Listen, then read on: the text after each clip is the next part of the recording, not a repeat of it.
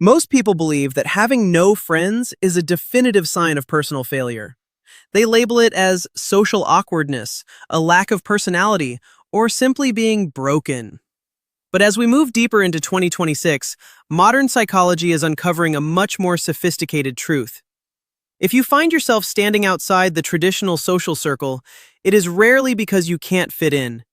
It is because your brain has developed a higher quality filter than the average person. You aren't failing at the social game, you are playing a completely different one. This isn't about fixing your personality. It's about understanding the raw neurological mechanics. It is time to stop looking at your solitude as a weakness and start seeing the power hidden within it. One of the primary reasons for this social friction is a concept known as the signal-to-noise ratio. Research in neuropsychology suggests that people who prefer solitude often have an intense sensitivity to social noise. While the average person can sit in a room and enjoy hours of mindless gossip or surface-level chatter, your brain is wired differently. You aren't just hearing words, you are subconsciously processing micro-expressions, detecting forced laughter, and sensing hidden agendas in real time. To a highly aware mind, small talk isn't just boring, it is cognitively expensive. You would rather save your mental energy for a deep dive into a meaningful project or a complex idea than spend 10 minutes discussing the weather or someone's lunch. Your brain is a precision instrument designed for signal, and when the environment only offers noise, you naturally retreat into silence. This leads to what we call the independence paradox. In a modern world addicted to external validation and digital likes, a person who is truly independent is often viewed as a threat to the status quo. Psychology identifies this as low social dependency. Most people rely on a group to feel safe, important, or even to define their own identity. They perform a personality to fit into the collective. However, if you have spent your life learning to entertain yourself, solve your own problems, and find genuine comfort in your own mind, you have accidentally bypassed the need for others. This creates a fascinating paradox. You may want connection, but you do not need it to survive. Because you aren't desperate for company, you refuse to settle for low-tier friendships. You aren't lonely, you are just highly selective. We also have to consider the reality of the 2026 social landscape. We live in an era of performative connection. We are more connected via technology than at any point in history, yet the quality of that connection has plummeted. If you struggle to make friends today, it is likely because your internal BS detector is hyper-tuned. You see through the curated lives, the status-seeking social climbing, and the networking disguised as loyalty.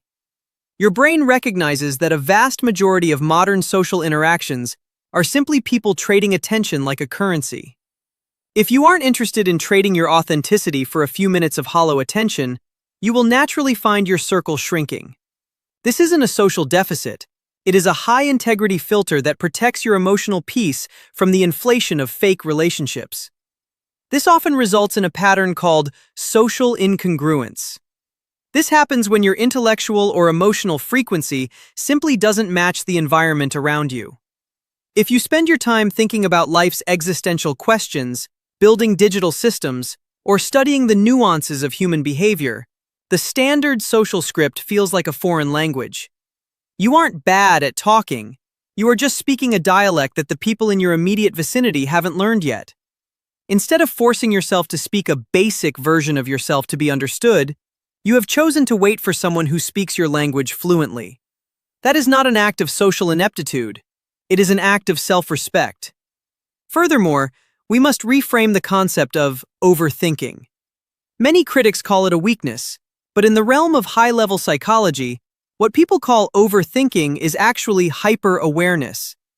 You analyze conversations because you care deeply about the weight of your words. You replay moments in your head because you are a perfectionist of the soul. While this makes social life feel exhausting, it is the exact same trait that makes you an incredible strategist, a loyal ally, and a profound thinker. You don't do casual. When you commit to a person or a project, you do it with 100% of your mental capacity. The problem isn't that you think too much, It is that the world around you often thinks too little. Beneath this intellectual layer lies a protective barrier built on pattern recognition. If you have been let down or betrayed in the past, your brain has developed a high-security system. This isn't fear in the traditional sense. It is an analytical response to data. You know that letting the wrong person into your inner sanctum is a high-risk investment with potentially zero return. You aren't scared of people. You simply value your mental health too much to grant access to just anyone. You have set a high bar for trust because you understand that in a world where trust is a rare commodity, you must be the primary guardian of your own greatness. Ultimately, your struggle to make friends is a byproduct of your depth. Your silence is a byproduct of your inner peace, and your small circle is a byproduct of your refusal to compromise. The bottom line is simple. Stop asking, "What is wrong with me?" and start recognizing what is right with you. The world is crowded with people who are afraid to be alone, but it is the people who can walk alone who usually know exactly where they are going. If these words resonate with you, it is because your brain is operating on a different frequency. You aren't lost, you are just ahead of the curve. If you are ready to stop apologizing for your nature and start mastering the psychology behind your unique mind, stay tuned. We are just beginning to uncover the genius hidden within your isolation. Subscribe, and let's dive deeper into the science of who you really are.